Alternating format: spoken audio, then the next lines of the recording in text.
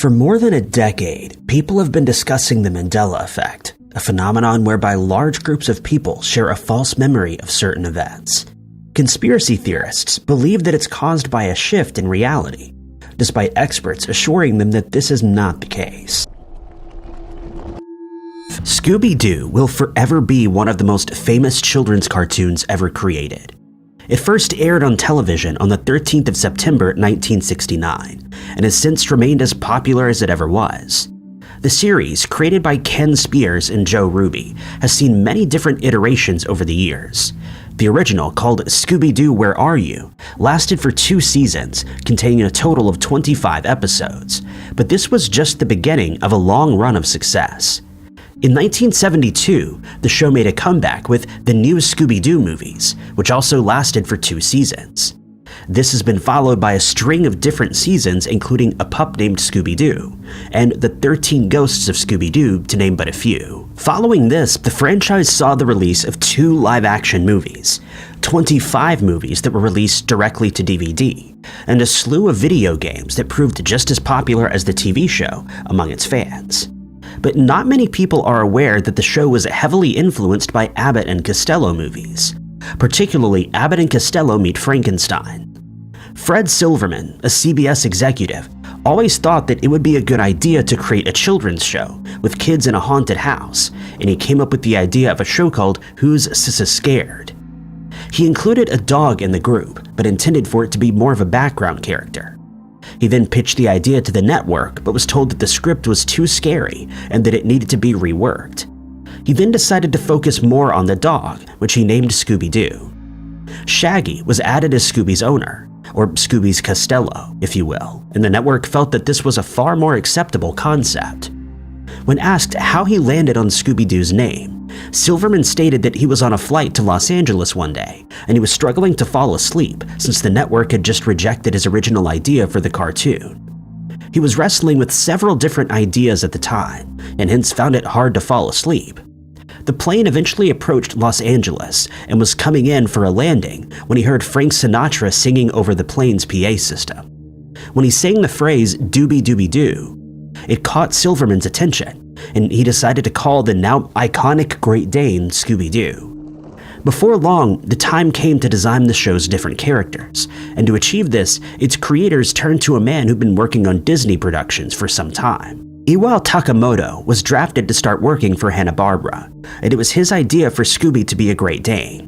He became acquainted with a woman at the company who bred Great Danes, and after seeing several photos of her dogs, he decided they'd be a perfect match for the show. But he decided to create an inverse version of a true Great Dane, giving it a hunched back instead of a straight one, bowed legs, and a big chin in direct contrast to a normal and healthy Great Dane in the real world. He then set about creating the other characters, Fred, Daphne, Velma, and Shaggy, after which it was time to employ a few voice actors. Frank Welker was chosen as the voice for Fred, and he remained in that role for more than half a century. He was 23 years old at the time, but he initially found it to be a daunting task, as he barely understood the script and had never done voiceover work before. He later stated he was put at ease by Joe Barbara, who asked him to read for all the characters, and once he had done this, he felt far more comfortable in front of the microphone. As for the voice of Shaggy, it was provided by popular radio host Casey Kasem. He encompassed that role between 1969 and 1997, but then left the show until 2002 when he made a return. It's been reported that he decided to part with the series when he was asked to provide the voice of Shaggy in a Burger King advertisement, but being a vegan, he decided this would go against his beliefs, and so he decided to bow out. In 2002, he managed to convince the studio to make Shaggy a vegetarian, and when they agreed, he returned. Before he passed away in 2014, he stated that Shaggy was probably his biggest claim to fame, and hoped that the character would remain popular forever. In 1979, viewers were introduced to Scooby-Doo's nephew, Scrappy, for the first time. This was done as the show was on the brink of being canceled, but the introduction of a new, younger character helped it stay on the air.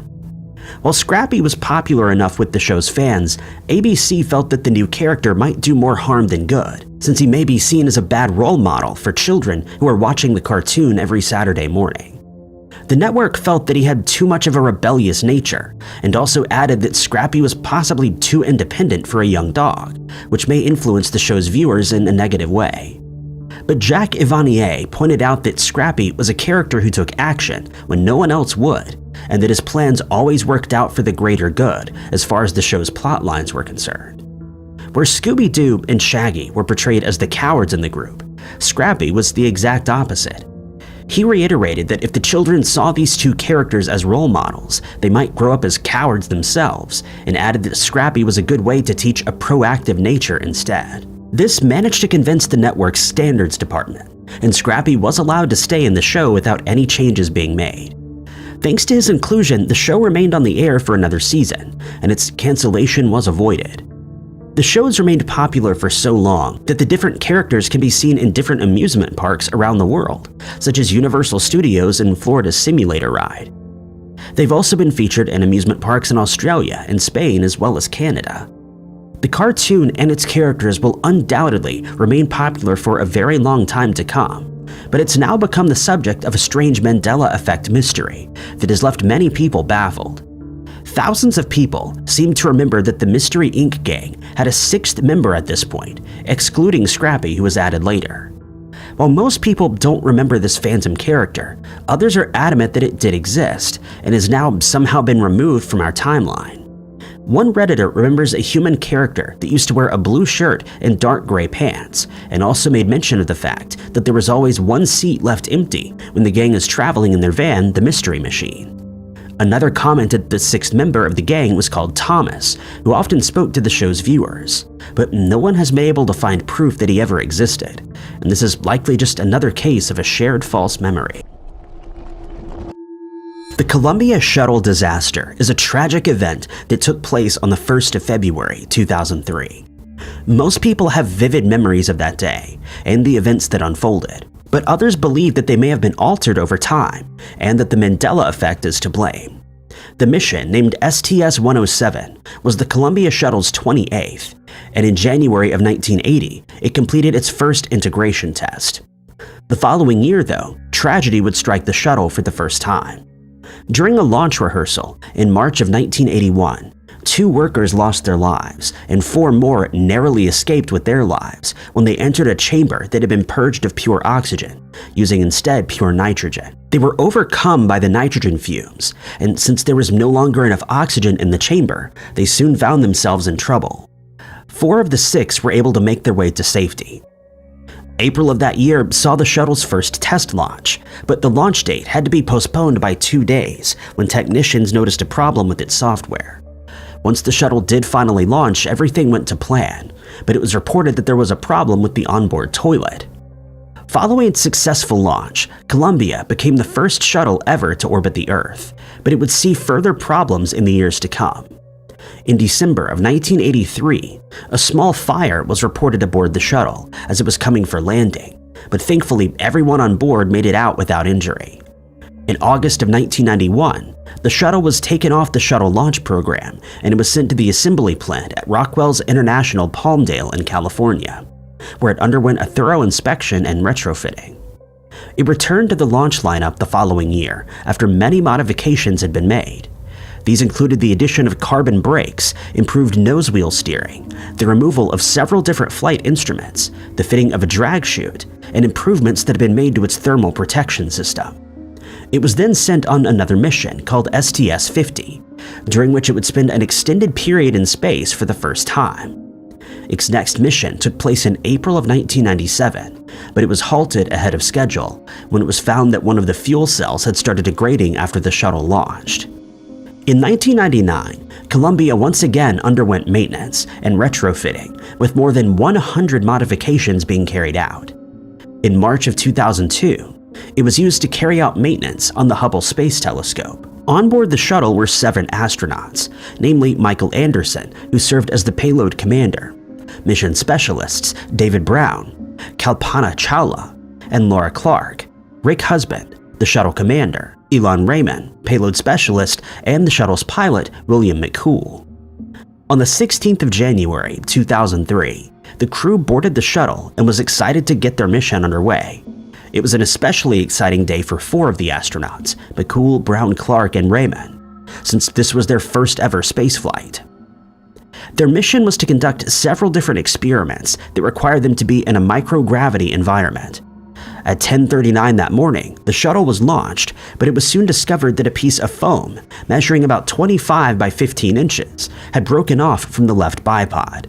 It then struck a reinforced carbon panel on the shuttle's left wing while it was traveling at around 750 feet per second. The incident initially went unnoticed, and the mission went ahead as scheduled. Just over 43 minutes after the launch, Columbia went into orbit around the Earth, and everything seemed to be going to plan. This is when footage of the launch was closely examined, and the next day it was noticed that the piece of foam had broken off. But it wasn't clear whether it had caused any damage to the shuttle, though it was speculated that some of the reinforced carbon tiles had indeed been damaged. While some concerns were raised that it may be unsafe, the debris assessment team disagreed, since they did not believe the strike to the wing could have caused any serious problems. Similar incidents had happened in the past without any negative repercussions, and the astronauts were assured there was no need to be concerned, and the shuttle's re-entry was scheduled for the 1st of February as planned. The crew aboard the shuttle started making their preparations, ensuring that any loose equipment was fastened securely, and at 8:44 a.m., the shuttle started re-entering Earth's atmosphere. But the damage caused to the wing was far greater than anyone thought, and during re-entry, hot air started melting the aluminum wing. Onboard sensors showed that the left wing was under an unusual amount of strain, but this information was recorded to a storage device and wasn't relayed to the ground crew or the astronauts on board. At 8:52 a.m., the shuttle could be seen flying over the California coast, and many witnesses noticed that debris was falling from it, something that was certainly not usual. Witnesses in Utah, New Mexico, and finally Texas saw the falling debris from the shuttle, but no one was prepared for what happened next. Just before 9 a.m., the astronauts noticed that sensors showed a drop in pressure in the landing gear, and thanks to the damage to the wing, the shuttle had started to lean to the left. 1 minute later, all communication with the crew was lost, and just seconds later, the crew lost control of the craft. It started traveling towards the ground at a steep angle, and it started spinning around uncontrollably. Just a few seconds after 9 a.m., the shuttle started to break apart in the atmosphere, and the shuttle, along with all of its occupants, was lost. Quite unbelievably, no one on the ground crew was aware of what happened until about 12 minutes later, when they received a phone call informing them of the tragedy. It had a profound effect on U.S. citizens, and in the years that followed, it changed the way spaceflight missions were conducted. Many people remember that day as if it happened only yesterday, but strangely, some people are adamant that this event took place much earlier in 1988, while others seem to have no memory of it whatsoever. It's been suggested that they're confusing it with a similar disaster, the Challenger explosion, that took place in January of 1986. But many of those with false memories of the event feel that the Mandela effect is to blame, and that there's been some kind of shift in our timelines. The video game industry has been steadily growing since the latter stage of the 20th century, as is evidenced by the fact that it's worth a massive $217 billion in 2022. With this number only expected to grow over the coming decades, as more advanced gaming equipment and new titles are released almost every year. But since there are so many games available on so many different platforms, it probably shouldn't come as a surprise that many games have become subjects of Mandela effect mysteries, some of which are more outlandish than others. Some people feel that a certain game existed in the past, and they even remember playing it with their friends, only to find out later that this wasn't the case. Others remember certain characters being present in a game when they were actually never included, or that the game had a certain plot line that never really existed. One example of this has to do with the game called Overwatch, particularly in regard to two characters called Reaper and Mercy. Some players remember the two exchanging dialogue, and that Mercy delivered the line, "This isn't what I intended for you." Reaper is then said to reply with the line, "You knew exactly what you were doing," suggesting that Mercy had a bigger role to play in his past, and in his eventual fate than she was letting on. The only problem with this memory is that it never happened. When a few players noticed upon playing the game a second time that this dialogue never came up, they started asking questions online, leading to the game's developer, Michael Chu, responding by saying that this dialogue was never included in the game and was never intended to be a part of the plotline. This revelation left many players baffled, since they and hundreds more distinctly remember the exchange taking place, but they've been unable to explain why they have this collective false memory. Another example of the Mandela effect in gaming has to do with the Donkey Kong Country series, which was released for the Super Nintendo gaming system. During the game, players play as Donkey Kong and his nephew Diddy Kong, which is where the confusion possibly comes in. Diddy Kong became the protagonist in his own game a few years later, called Diddy Kong's Quest, but to this day, many gamers are adamant that it used to be called Donkey Kong's Quest. The mix-up is completely understandable, but many people still believe the title has been changed over the years. Then there's the Mandela effect mystery surrounding one of the most popular games of all time, The Elder Scrolls V: Skyrim, in which players can choose to play as a member of one of several races, including dark elves, cat-like creatures called Khajiit, or the Nords, which resemble Vikings, to name just a few. Those who've played the game will be familiar with a particular piece of dialogue spoken by one of the non-playable characters. The phrase has become so popular that it's been used in several different memes over the years, but it's also part of a Mandela effect that many people struggle to explain. The character can be heard talking about their days as an adventurer and how they were brought to an end thanks to an injury to their knee, caused by an arrow from an enemy during battle. But countless memes and parodies have gotten the wording of the dialogue wrong, as they recall it being, "I took an arrow to the knee," when the actual phrase spoken in the game is, "I took an arrow in the knee." Some gamers have refused to accept this and believe that the game's dialogue has been changed somehow. Others have reiterated that the dialogue has always been the same, and that they're merely experiencing a case of a shared false memory. But some gamers aren't just confused about the trivial details in games that have suddenly changed, in their opinion at least. Some recall playing a certain game when they were younger, and when they try to find it again for another playthrough, they're shocked to discover that it never existed. One of these games concerns a character called Yoshi, a dinosaur that first appeared in the Super Mario World game that was published in 1990. In 1995, Yoshi set out on his own adventure, called Yoshi's Island. The game did fairly well, as did another game, Kirby's Dream Land, which was released that same year. Since then, some gamers have stated that they're certain that they played a game called Yoshi's Dream Land, but it's far more likely that they're simply mixing up the two titles, since the two games feature similar types of gameplay, and because the animation styles are also very similar. The Pokemon game franchise has seen massive growth over the past few years, and today these games are still very popular among fans of the show and the games alike. But it's said that a darker version of the classic Pokemon game used to exist, and it's now been completely erased from existence. According to those who remember the game, the player starts the darker version the same way as they would the original, but instead of choosing one of the Pokemon on offer, such as Charmander or Squirtle, they have only one option to choose: a ghost. They also recall that as the game progressed, strange and unexpected things would happen. Unlike in the original, when the player manages to reach the end of the game, it would suddenly turn itself off and all of the data would be immediately erased from the device that it was being played on. Since then, many gamers have tried to find evidence that this game existed, but have had no luck despite their insistence that they played the game themselves in the past.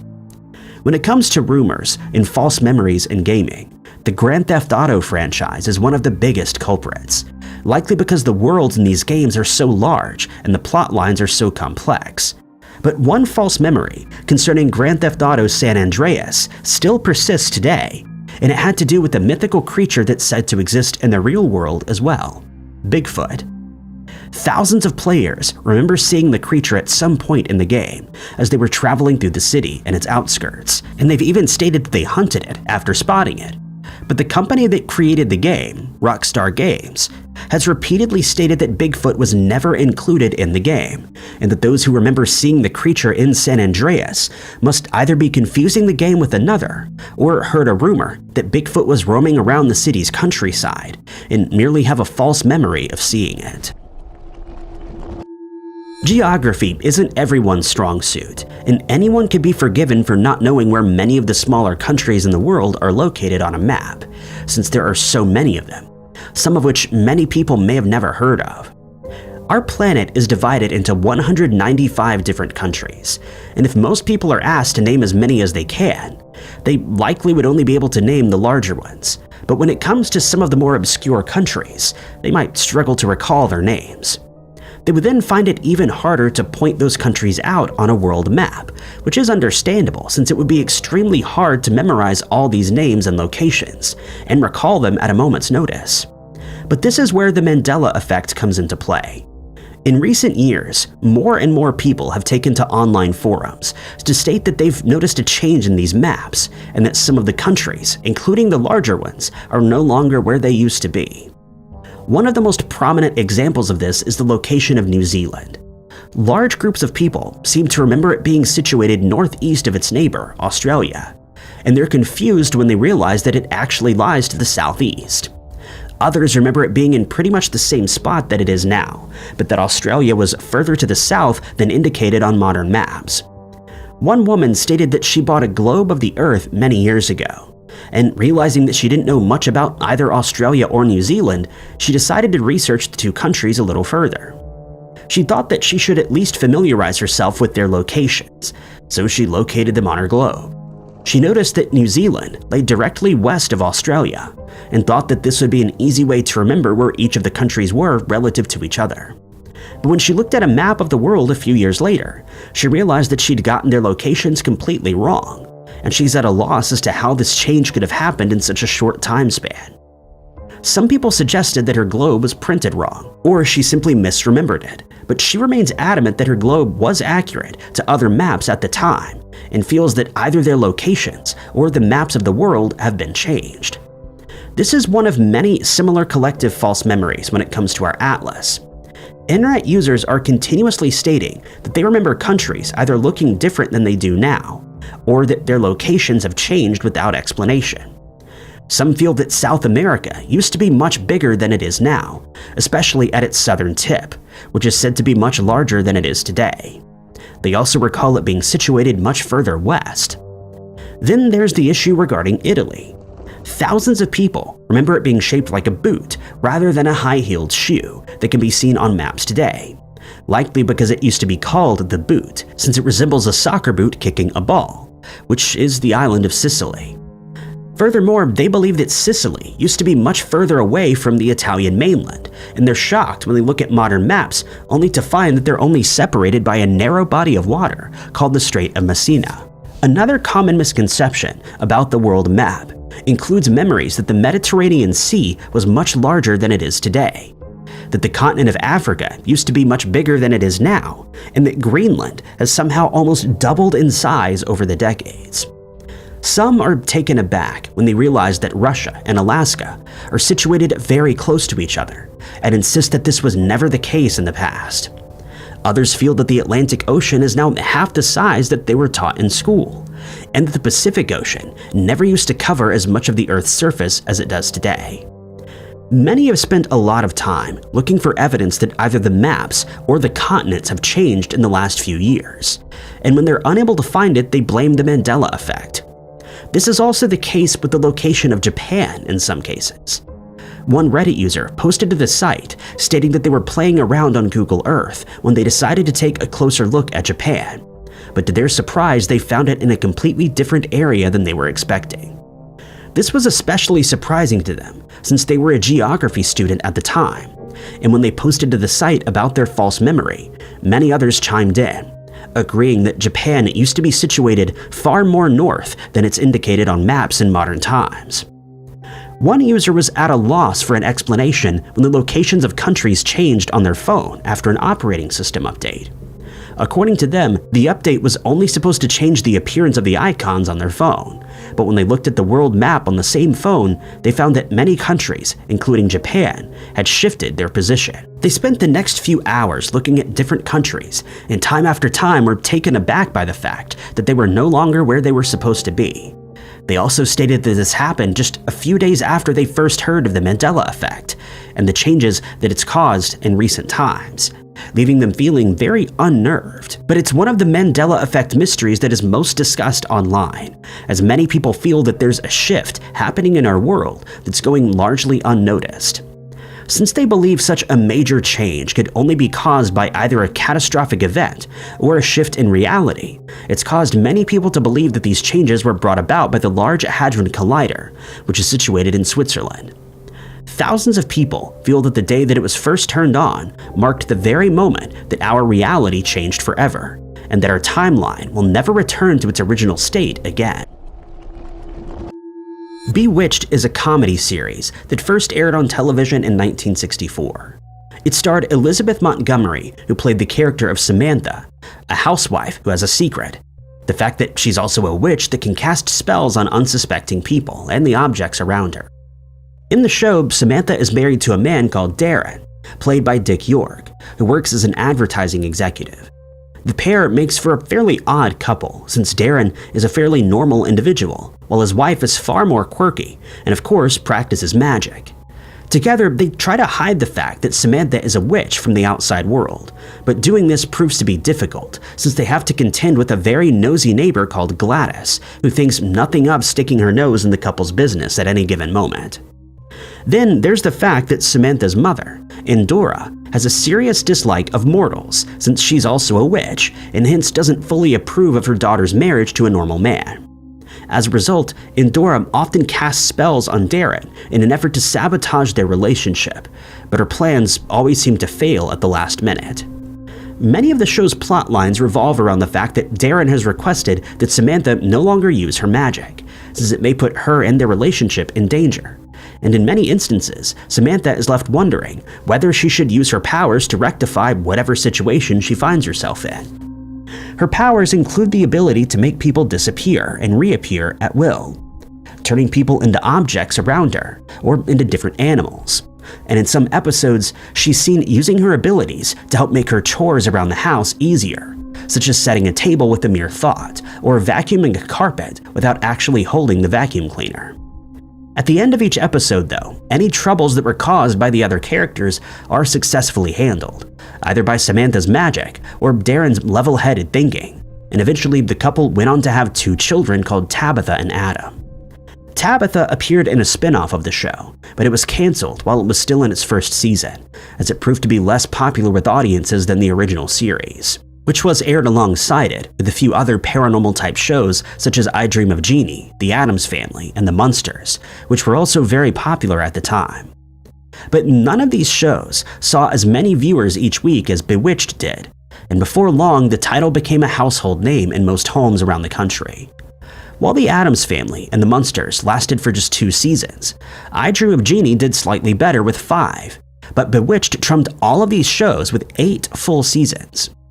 Dick York played the role of Darren for 5 seasons, but eventually a back injury he sustained while filming a movie called They Come to Cordura took its toll on him, and he became dependent on painkillers to make it through filming. Before long, this had an effect on his performances, and he was replaced by Dick Sargent. He would later state that he regretted this since he truly enjoyed playing the role and never wanted to leave the show. Not many people are aware that Samantha and Endora's names were taken from a story in the Bible. In the first book of Samuel, Saul speaks to the witch of Endor, asking her to help him reconnect with Samuel, who's passed away. The character of Samantha was named for Samuel, and the witch of Endor serves as inspiration for Endora's name. Many viewers have pointed out that the color green seems to be very prominent in the show as well, at least in the episodes that were filmed in color, and they're correct. The couple's carpet in their home is green, and in every episode, green props can be seen strewn throughout the set. While many people failed to notice this, it's been confirmed that this was done on purpose, since green is often associated with witches, such as the green faces of some witches in cartoons and Halloween decorations, or the Wicked Witch of the West in The Wizard of Oz. And in fact, in some fairy tales, people are turned into green frogs by witches. The show remains popular among its fans today, if only for nostalgic reasons, but it's also being discussed online as part of the Mandela effect phenomenon. These false memories have to do with the fact that Samantha used to twitch her nose whenever she was about to cast a spell, or so some viewers thought. When a Redditor posted to the platform with the news that this wasn't actually the case, many people were left feeling confused since they distinctly remember this being a part of her character. Since then, many people have posted videos online showing her twitching her lips rather than her nose, in direct contrast to what thousands of viewers claim to have seen on the screen decades ago. Many online sleuths have tried to find footage of Samantha twitching her nose as they remember her doing, but all attempts have failed, and in their minds, the show is just another victim of the Mandela effect, leading them to believe that it's been altered, along with many other parts of their reality. Nintendo is without a doubt one of the most successful gaming brands on the planet. The company, which is based in Kyoto, Japan, was, however, not always known for its video games, and it had its starts long before consoles were ever conceived. In 1889, a man named Fusajiro Yamauchi started creating and selling flower cards known as Hanafuda, and they proved to be very popular in Japan. 3 years later, he started manufacturing Western-style cards that were meant to be exported to other countries, but they started selling well in Japan, and so they were sold worldwide. 31 years later, in 1902, the Yamauchi Nintendo & Company was established, and 14 years later, Yamauchi started a distribution firm known as Marufuku Company Limited. In 1951, the company's name was changed to the Nintendo Playing Card Company, and in just a few short years, they started creating plastic playing cards. In 1959, Nintendo saw even more success when they started printing cards containing Disney characters, but in '63, they changed things up and started selling games like chess, mahjong, and shogi. At the time, bowling was one of Japan's leading pastimes, but when Nintendo developed a laser shooting system, it became just as popular. In 1974, the company designed and released an image projector that was placed in arcades all over the country. Before long, these machines were being exported to Europe and the US, and in 1975, the company released its first video game system in conjunction with Mitsubishi Electric. The following year, they introduced microprocessors to their games. They then released home video games that included Computer Othello, which saw the user make the use of a series of colored buttons rather than the joystick that we know today. In 1979, Nintendo of America was opened in New York, and a series of coin-operated games were produced. In 1980, the games produced by Nintendo started taking the shapes that most of us are familiar with. First, they released the Game & Watch handheld games, and one of the company's artists, Shigeru Miyamoto, developed one of the most iconic games of all time, Donkey Kong. At the time, the game's protagonist was called Jumpman, but this would later be changed to Mario after the building's landlord, Mario Segal. 1983 saw the development on the company's first gaming console, the Famicom. In the meantime, they were still producing new and unique arcade games, and when the Famicom was released, it took the world by storm. It was later renamed to the Nintendo NES for American markets. Users could buy games like Excitebike, The Legend of Zelda, Super Mario Bros., and Metroid. Super Mario Bros. Proved to be the most popular game by far, and soon Mario was more recognizable to children than Mickey Mouse. When the system was released in Europe, it proved to be just as popular, and the rest is history. The company's games and systems have only improved over the decades, with the Nintendo Switch being one of the most purchased handheld consoles of all time, along with the Game Boy, which is the subject of a Mandela effect mystery. Many people have taken to the internet to state that they believe the name has been changed somehow, since they remember the Game Boy being written as one word rather than two. The Game Boy Advance is also being discussed as a mystery, since some people are adamant that it used to be called the Game Boy Advanced rather than the Advance, and many others agree with them. Then there's the matter of the Game Boy screen. One Reddit user stated that he used to use the system constantly when he was younger, but eventually packed it away. When he used it again years later, he was shocked to find that the screen didn't have a backlight like it did before, and he, as well as many others, had no way of explaining it. Not many people know that the massively popular US TV show Saturday Night Live took inspiration from British TV shows like This Was the Week That Was, when it was first conceived in 1976. but it relied far more heavily on the kind of improv comedy that was popular in Chicago at the time. And today, this is the format that's most associated with it. While it was still being discussed, the show was slated to appeal to viewers between the ages of 18 and 34, but it quickly proved to be popular with audiences of all ages. The first ever host of Saturday Night Live was comedian George Carlin, who was joined by several other comedians, most of whom returned several times, as is the nature of the show. The format has largely remained the same over the decades, with the guest host starting the show, after which a series of sketches are performed by the comedians and a guest musician is brought on to perform. While the show has remained popular throughout the years, it has also seen some controversy. In 1970, singer Sinead O'Connor sparked outrage when she ripped up a photo of Pope John Paul II live on air. Understandably, thousands of her fans and viewers complained, but O'Connor refused to apologize, stating that she saw herself as a protest singer rather than a pop star, and that she was protesting against the Catholic Church's handling of a very sensitive subject. It's believed that the show's popularity stems from the fact that it covers a wide array of topics, such as politics, current events, improvised comedy, and music, all the while ensuring that these topics are presented in a humorous way. Very few shows have managed to retain their popularity as well as Saturday Night Live has, and it shows no sign of declining in the present day. People from all over the world tune in every week to watch their favorite comedians perform, and will seemingly keep doing so for a very long time to come. But it's also the origin of a very interesting Mandela effect case that has left many people baffled thanks to one particular sketch called Debbie Downer. This character is played by Rachel Dratch, who's often seen at parties bringing everyone down with her negative attitude. Many viewers were left surprised when they learned that the phrase Debbie Downer originated on the show, since they assumed that it was much older, with some even stating that they thought it had been invented by William Shakespeare.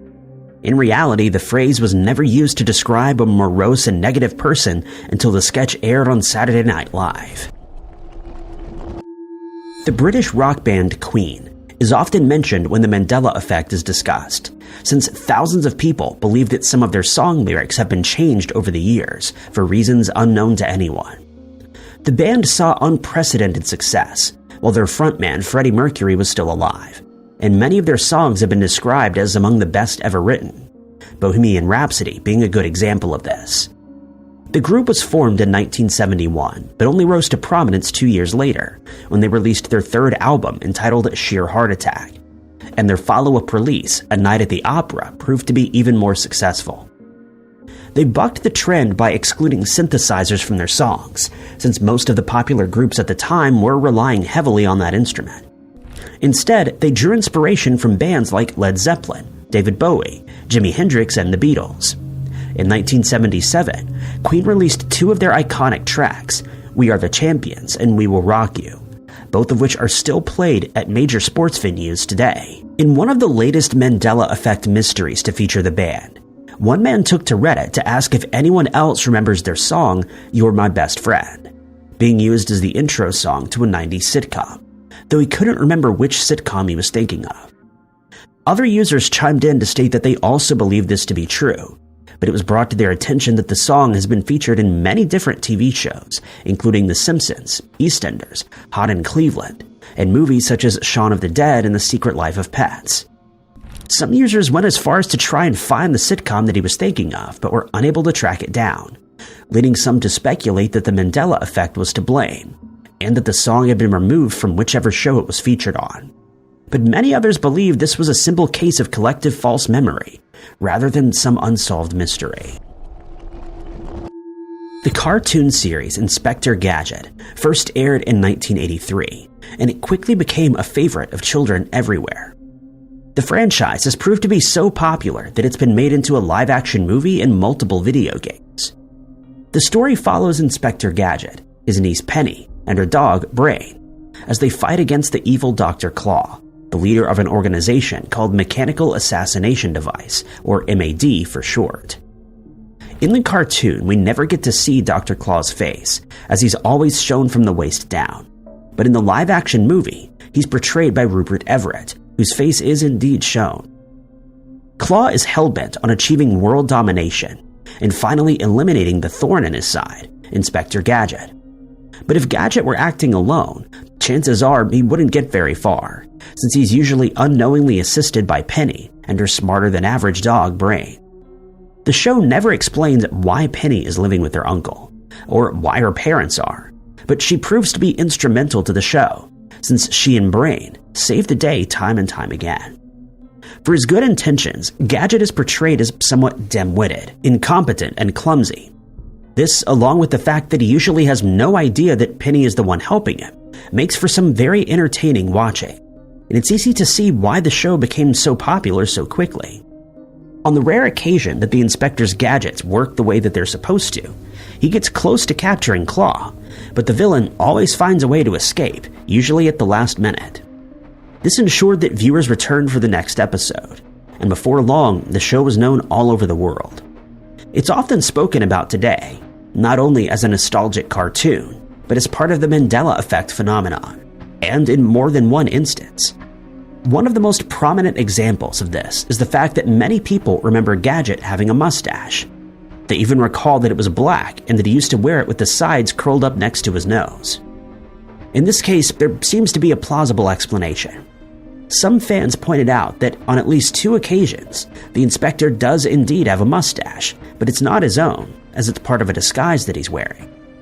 According to some sources, the intention was for Gadget to always have a mustache, but when the movie studio, MGM, found out about this, they threatened to sue DIC Entertainment, the studio that produced the cartoon, since they felt Gadget too closely resembled Inspector Clouseau from the Pink Panther franchise. It's also been suggested that they became confused between Gadget and his boss, Chief Quimby, who does have a mustache, but one that looks nothing like Gadget's fake one. The famous actor Jack Palance enjoyed a very successful career that spanned more than 5 decades, and most of us will remember him as a villain in several movies, since he was often typecast in these types of roles. He was born in Latimer Mines, Pennsylvania in 1919 to Ukrainian immigrant parents. As a young man, he followed in his father's footsteps and worked as a coal miner for a while, but left to attend the University of North Carolina, from where he received a football scholarship. But he soon became disillusioned with the sport, as he felt it had become too commercialized, and he started boxing instead. Under the name Jack Brazzo, he took part in 15 bouts, all of which he won, before sustaining an injury that prevented him from pursuing the sport any further. When the Second World War broke out, he served as a bomber pilot in the U.S. Air Force, but he received an honorable discharge and the Good Conduct Medal after he was injured. He was forced to abandon a B-52 bomber during a training exercise and had to undergo several surgeries as a result. When the war finally ended, he pursued acting and started studying at Stanford University. To make extra money, he worked as a lifeguard, cook, and waiter. In the theater, he served as Marlon Brando's understudy while he was appearing in the play A Streetcar Named Desire. But he finally appeared in his first film in 1950, when he was cast in a movie called Panic in the Streets. When he appeared in Sudden Fear and Shane, each of these performances earned him an Academy Award nomination for Best Supporting Actor. In fact, many people still consider his performance as the gunfighter Jack Wilson in Shane to be one of his greatest, but from there, his career only prospered. In 1949, he married Virginia Baker, and the two would go on to have 3 children. That marriage ended in divorce in 1968, after which he married Elaine Rogers, to whom he remained married to until his passing in 2006. Palance finally won his first Academy Award in 1992 after appearing in the film City Slickers, in which he played the character of Curly. He made his television debut in the 1980s when he was asked to host the show Ripley's Believe It or Not, and following this, he was often seen appearing in other TV shows. He's also served as inspiration to other artists, including comic book creator Jack Kirby, who once stated that he created the character Darkseid in Palance's image. When his career was done, Palance had been nominated for 5 different awards and won a total of 7. He passed away on the 10th of November, 2006 from natural causes, and this is where the Mandela effect comes in. When news of his passing broke, many people took to the internet to state their disbelief at his passing. While most of these posts were made out of reverence for the man, others stated that they recalled him passing away in the 1990s. They even remember the cause of his passing being a heart attack that he suffered sometime in the 90s. One Reddit user stated that she distinctly remembers how sad she felt that the actor had passed away, since she'd become a huge fan of City Slickers. She even recalled watching a heartfelt speech made by Billy Crystal, and a short film tribute that was shown in his honor. This sentiment was echoed by many other fans who shared the same false memory, and to this day they're unable to explain it. For decades, the band Bon Jovi has remained a favorite among fans of the rock music genre, thanks to their unique melodic and often uplifting sound. The band formed in 1983 and was named after its founding member, John Bon Jovi. Before starting the group, Bon Jovi had played in several other bands and had recorded a few songs with the help of session musicians. One demo tape contained the song Runaway, which was played by a New York City radio station and won first place in a radio contest. The song proved to be quite popular, and he decided to form a proper band with Richie Sambora, David Bryan, Alec John Such, and Tico Torres. They were signed by the record label Mercury Records, and in 1984 they released their first studio album, simply called Bon Jovi. The band started touring, and the following year released their next album, called 7800 Degrees Fahrenheit. The group already had some success, but it wasn't until 1986, when they released the album Slippery When Wet, that they reached number 1 on the Billboard charts. 3 of the songs included on the album, namely You Give Love a Bad Name, Wanted Dead or Alive, and Livin' on a Prayer, are still considered by many to be some of the best rock songs ever written, and they're still played on radio stations today. They followed this up with the 1987 album, New Jersey, and with the advent of MTV, the band quickly rose to even further fame, as their music videos were heavily featured on the channel. But by the early 1990s, the band had been touring exhaustively, and it started taking a toll on its members. They decided to go on a hiatus, giving the singer a chance to release his first solo album, Blaze of Glory. He was awarded a Golden Globe Award for the title song, which was featured in the film Young Guns 2. He released another solo album titled Destination Anywhere in 1997, and by this time, the band started writing songs again together. They released albums Keep the Faith, Crossroads, which was a greatest hits release, and followed this by the darker These Days album in 1995. After another bout of intense touring, the band took another break, and only released their next album Crush in 2000. It contained the song It's My Life, which immediately struck a chord with younger audiences. Following a further 3 albums, Bon Jovi became the first ever band to land on the number 1 spot on the Billboard Hot Country chart, after they collaborated with country singer Jennifer Nettles on the song Who Says You Can't Go Home, which also earned them a Grammy Award. Unsurprisingly, their next album, Lost Highway, had a distinctly country feel to it. The band continued writing and producing albums, and their popularity never waned, which makes the fact that they're part of several Mandela Effect mysteries all the more baffling.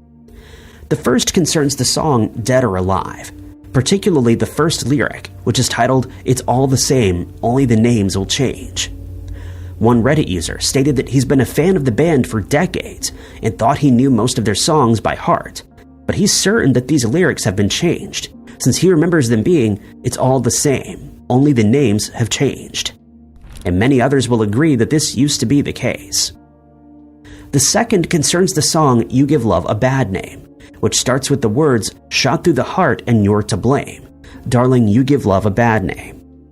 Several people have stated that the lyric to blame used to be too late, and despite looking for instances where this is the case, they've been unable to find one, and unsurprisingly they blame the Mandela Effect. Upon hearing the name Lady Godiva, most of us will remember the tale in which she rode through the streets of Coventry in England in a state of undress as a protest against the high taxes that had been imposed by her husband, Earl Leofric, in the 1040s. But not many people know much else about her. According to the history books, Leofric served as the Earl of Mercia and the Lord of Coventry, 2 positions that bestowed a lot of power, wealth, and influence on him. Lady Godiva served as the Countess of Mercia, and in 1043, she and Leofric established a Benedictine house at St. Osberg's nunnery, which housed 24 monks and an abbot. The nunnery had been gutted by a fire after an attack by the Danes and left the monks destitute until the couple intervened. When the building was officially opened, Leofric took the opportunity to present his founding charter, and he declared that he would serve as lord of 24 different villages. As for Lady Godiva, she sent many gifts to the monastery, including, according to rumor, all of her gold and silver, which she had melted down and fashioned into crosses. It's known that she outlived her husband by 10 years after he passed away in 1057. While she was on her deathbed, she donated a very valuable gem-encrusted gold chain to the monastery, and she ordered that it be placed around the neck of a statue of the Virgin Mary. She also stated that anyone who came to pray at the monastery should say one prayer for every stone contained in the chain. The building has since fallen into ruin, but it can still be seen in Priory Row today. But none of these historical facts cover the famous legend of the woman. The first known instance of the tale was recorded in the Chronica of Roger of Windover for the year 1057, in which he recounts her pleas to Leofric to ease the taxes that he'd imposed upon the people of Coventry. For a long time, her pleas fell on deaf ears, but she persisted until Leofric could stand it no longer. In an effort to keep her quiet, he made a bargain with her, stating that he would ease the taxes if she dared to ride through the streets in a state of undress. At first, she was horrified at the thought, but realizing that it would ease a lot of people's suffering, she agreed. But there was one condition. The people of Coventry were ordered to remain indoors with their doors locked and their windows barred so that she wouldn't be seen. She then mounted her horse and rode through the streets as planned, and the citizens of Coventry kept their word out of respect for her, except for one. A man named Tom did sneak a peek out of his window, and as a result, he was suddenly struck blind. It's said that this is where the phrase "peeping Tom" originated, but this has been disputed by historians, as has the entire tale, much to the surprise of a lot of people who believed it was a historical fact. When they found out that the entire story was likely fictional, they blamed the Mandela effect, since they remember being taught in school that the event really did happen, despite being reminded by others that no solid evidence has ever been found that she made this ride, or that it resulted in anyone losing their eyesight. The image of Lady Justice is an iconic one, since it symbolizes justice and impartiality in the legal systems around the world. While many countries have also adopted the image and its ethos, it's usually associated with the US, since it most prominently is displayed there, usually outside courthouses and other law-related institutions. But the idea that a female figure represents justice is by no means a new one. The ancient Greeks believed in the goddess named Themis, who represented not only just justice, but also truth, law, and order. Her daughter Dike is also a representation of justice, and is usually depicted carrying a set of balance scales that she uses to enforce the laws of humans. It should be noted that the name Dike does mean justice or trial. The Egyptians believed in Ma'at, the goddess of order, who was usually depicted carrying a sword that was known as the Feather of Truth. As for the ancient Romans, they worshipped Justitia, the goddess of justice, and it's believed that she may have served as inspiration for the modern-day Lady Justice that we've all come to know. While most of us are familiar with the statue being shown in a standing position, she's often shown sitting down. She usually dons a robe and is either barefoot or has her feet hidden from sight beneath her robe. Her hair is sometimes braided into a bun on her head, but in some instances, it's shown as loose and flowing around her shoulders. In some cases, she's shown with a blindfold covering her eyes, as a representation of the fact that she's impartial and that justice is blind. But one thing that's never changed is the fact that she's always depicted carrying a set of balance scales and a sword, though they're not always held on the same hands. This detail is now the subject of a Mandela effect case that has left many people confused. Thousands of people have stated that Lady Justice never used to carry a sword, but that she used to hold a sword in one hand and a thick book in the other. They feel that the sword doesn't really represent justice, and that she used to carry a book instead, since it was where a record of the justices that had been handed out over the years were kept. They've also pointed out that she now stands on a book which is encircled by a snake, and in their opinion the snake never existed, and the book was in her hand. In reality, the sword represents the power of reason and justice. The scales represent the fact that each side needs to be heard before justice can be served. Larry King, the famous talk show host, has not only one of the most recognizable faces, but also voices in all of television. He was the host of the talk show Larry King Live, where he and his guests discussed topics ranging from politics and entertainment to current events. King spent his childhood growing up in Brooklyn, New York, and after graduating from high school, he remained there to help his mother make ends meet, since his father had passed away while he was still very young. He eventually relocated to Florida with dreams of making it in the radio business, and he landed a job as a disc jockey when he was in his early 20s. He eventually started in television when he was asked to host a show called Miami Undercover, during which he discussed public issues and interviewed celebrities. But in 1971, he was arrested after a friend of his accused him of stealing money from him, and he was charged with grand larceny. His friend eventually dropped the charges, but the incident caused his career to take a hit, and he struggled to find work in both radio and television. He then became a sports commentator, but in 1978, he started hosting the radio talk show The Larry King Show. This served as a springboard for his first appearance on his talk show Larry King Live, which was presented by CNN while still in its infancy. Viewers were invited to phone into the show, something that had never been done before with an international audience, and before long, King became a household name, thanks to his relaxed interview style and off-the-cuff remarks. But the show was also highly regarded, since it tackled some very important political issues. And on more than one occasion, King and his guests would become engaged in heated arguments, as is often seen in these types of programs. The show remained on the air for an astonishing 25 years and saw appearances by world leaders, famous politicians, celebrities, and controversial figures such as John Mark Carr, who falsely claimed to be the person who ended the life of JonBenet Ramsey. But when the show ended, King resumed his normal duties on a show called Larry King Now, which was featured on the Hulu website. He then produced a show called Politicking with Larry King. Throughout his career, he appeared in several other TV shows, including Sesame Street, 30 Rock, Frasier, The Simpsons, and Gravity Falls, to name but a few. He also made a few appearances in movies such as Shrek and The Bee Movie, as well as documentaries that included 1989, The Year That Made Us, and Dispatches from Quarantine. In 2021, he contracted a sepsis infection that ultimately cost him his life at the age of 87. But many people were taken aback when they found out about his passing, since they were certain that he'd passed away years earlier, in what's now considered by some to be a Mandela effect mystery. One Reddit user recalls King passing away in 2010, and even remembers the tributes that followed. He'd never seen King before, and only learned of his existence thanks to these tributes since he lives outside the US. Many others agreed with this, since they also remember King passing away years earlier, and they've been left with no explanation, other than to believe that the Mandela effect is responsible. Anyone looking for a good conspiracy theory needs look no further than the assassination of John F. Kennedy that occurred on the 22nd of November, 1963 in Dallas, Texas. While many believe the facts that have been presented, many others feel that there's more to the case. Most of these conspiracies center on the assassin, Lee Harvey Oswald, and his actual involvement. Thousands of people feel he wasn't actually the one who ended Kennedy's life, and that he was merely the fall guy who was blamed after the fact, though no real evidence has ever been presented to prove this theory.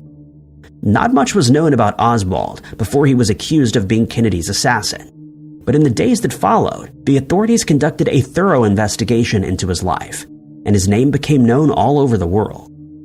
It was revealed that he was born in New Orleans in 1939, 2 months after his father's passing.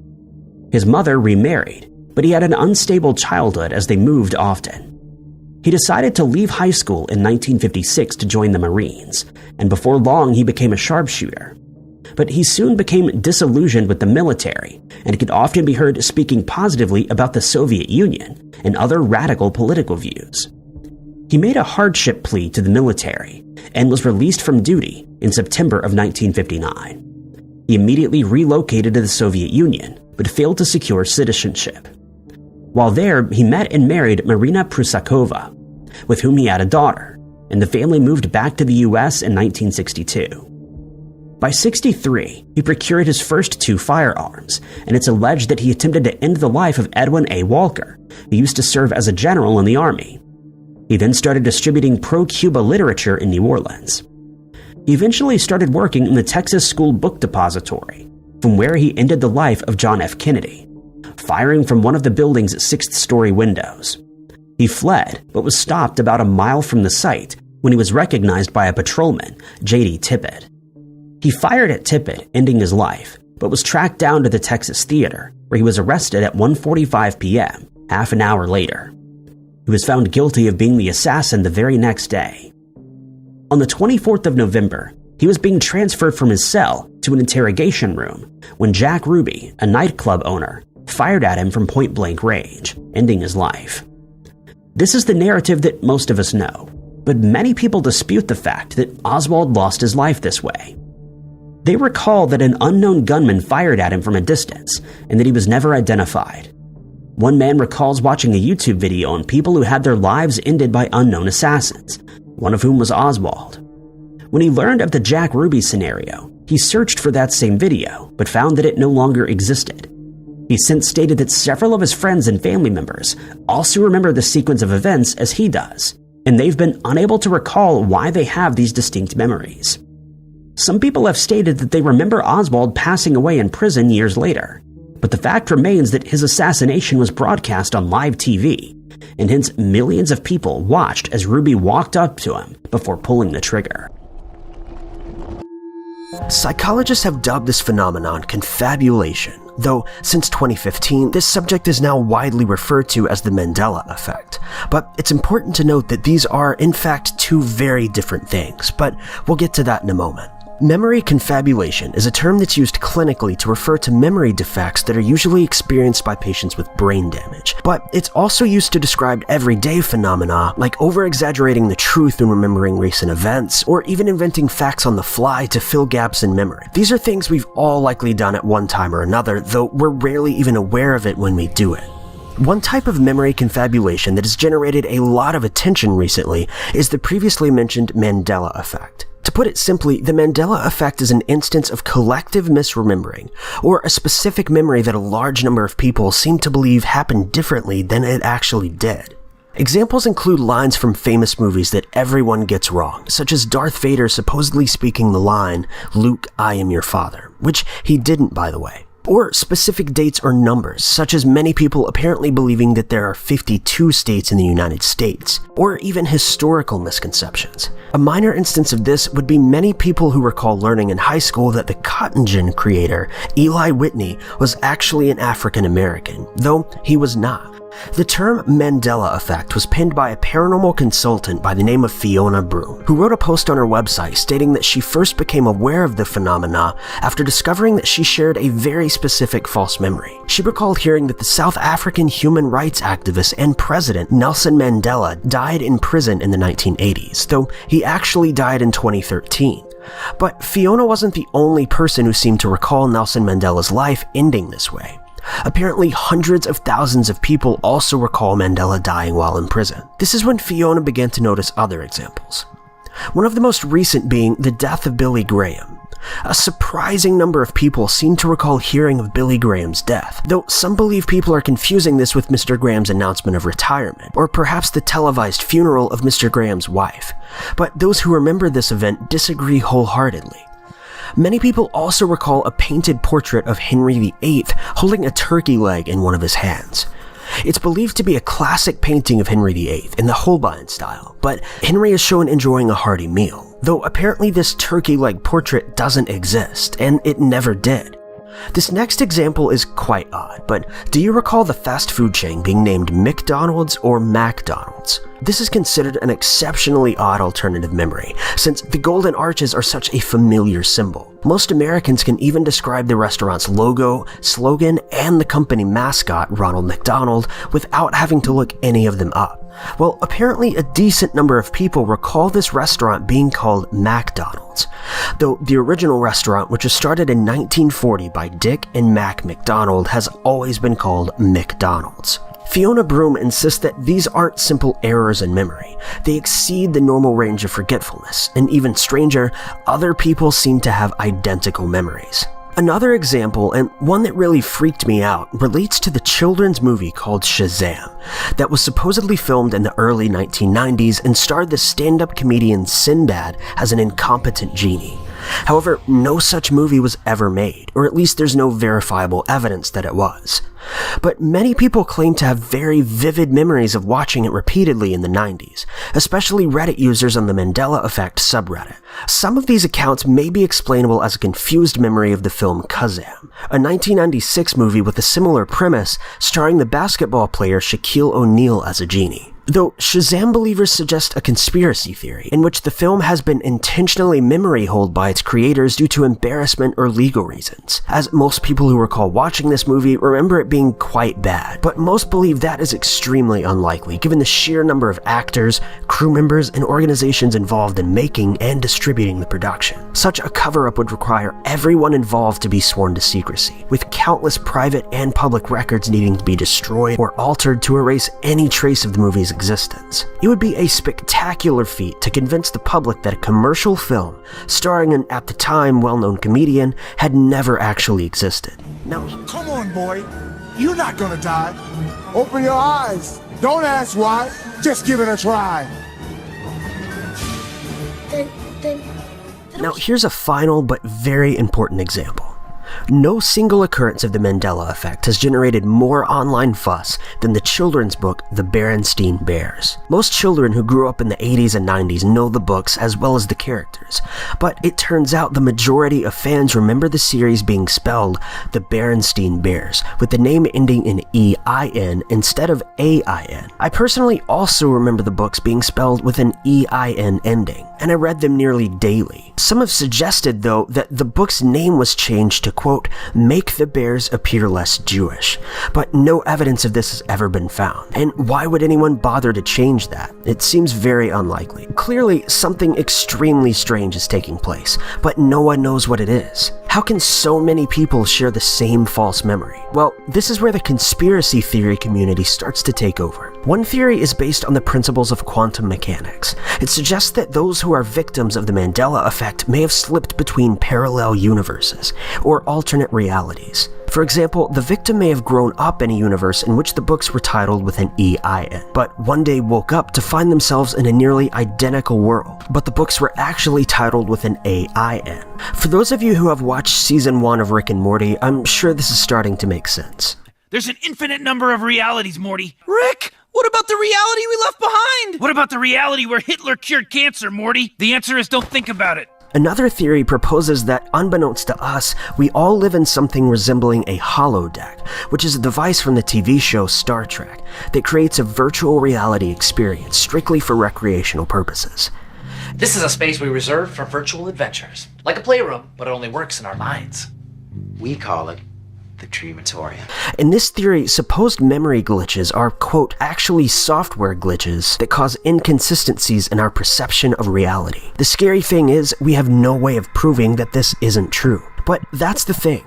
There isn't necessarily anything wrong with either of these theories. In fact, they both make a lot of sense, but the issue is that they provide us with no practical explanation as to what is taking place. Neither of these theories can really be tested in order to prove them true or false. But there may be a much simpler solution here. Maybe the issue is with our memories, not some sort of software or alternate reality. A widely accepted psychological theory suggests that memory is constructive, not reproductive.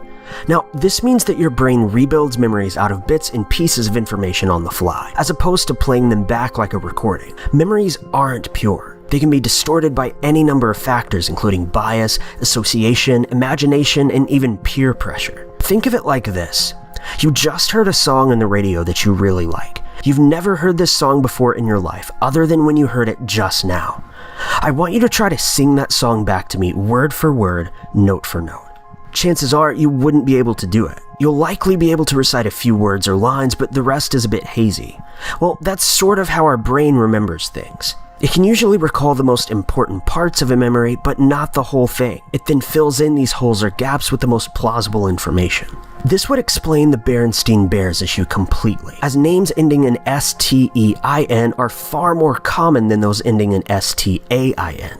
People's recollections are distorted by prior associations and expectations. But why do so many people remember Nelson Mandela passing 30 years before he actually did? Well, possibly it's just a case of two completely different bits of knowledge. One being that Nelson Mandela spent a very long time in prison, and another being that he could be dead. These pieces of information could have been pieced together into a false memory, to fill in the gap where a true memory didn't currently exist. Our memories are not set in stone. They're completely malleable and subject to change at any given moment. And the list of psychological and social factors that can affect and change our memories is disturbingly long. But these factors offer a much more realistic and plausible explanation than the aforementioned theories. Wouldn't you agree? Thank you guys so much for watching. If you liked this video, be sure to hit that like button. Also, don't forget to subscribe and click that notification bell to keep up to date with all of our future uploads. But my name is Ty Knotts, and I'll catch you guys in the next video.